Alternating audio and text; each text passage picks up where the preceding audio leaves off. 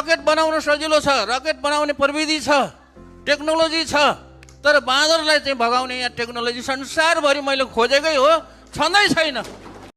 माननीय महावीर पुनले चाहिँ बाँदर धपाउने विश्वमा कहीँ कतै पनि बाँदर धपाउने चाहिँ उपकरण बनेको छैन भन्दाखेरि चाहिँ सबै त्यहाँ उपस्थितहरू चाहिँ गलल्ल हाँसेका थिए नि। तर होइन रहेछ, महावीर पुन 200% हुन्छ भने 200% नै सही हुनुहुँदो रहेछ। बुढा त सही रहेछन्।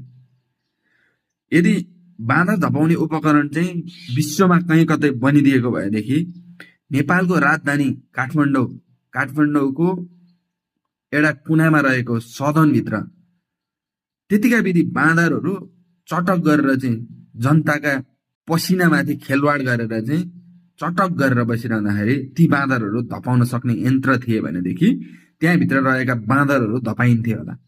जबकि एउटा राजधानीभित्र कुनै कुनामा रहेका बाँदरहरू त धपाउन सकेको छैन, संसारमा कुनै यन्त्र छैन भनेदेखि त्यो जङ्गलबाट आएर बाली खान पस्ने बाँदरहरू धपाउने पनि यन्त्र छैन भन्ने कुरो हामीले बुझिसक्यौँ।